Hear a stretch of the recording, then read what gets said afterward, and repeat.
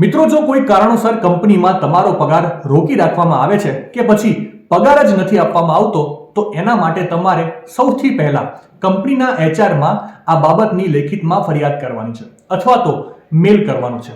આટલું કર્યા પછી પણ જો પગાર ન મળે તો તમારા વિસ્તારના લેબર કમિશનરની મુલાકાત લઈને તેમને ફરિયાદ કરો, જેમાં તમારી કંપની અંગેની માહિતી, તમારો પગાર, તમારી સેલેરી સ્લિપ, તમારું બેંક સ્ટેટમેન્ટ જેવી માહિતી એ ફરિયાદ સાથે ખાસ અટેચ કરો.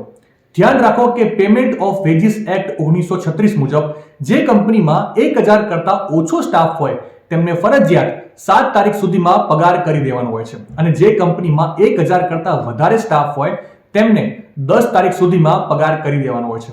છતાં પણ જો સમયસર પગાર નથી મળતો તો લેબર કોર્ટમાં જે તે કંપની વિરુદ્ધ તમે ફરિયાદ કરી શકો છો અને સાથે સાથે શ્રમ વિભાગ હેલ્પલાઇન નંબર 1800-180-5160 પર પણ તમે ફરિયાદ કરી શકો છો.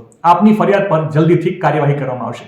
માહિતી સારી લાગી હોય તો રીલને વધારે શેર કરજો અને આવી જ અવનવી માહિતી માટે સંદેશ ડિજિટલ સાથે જોડાયેલા રહેજો.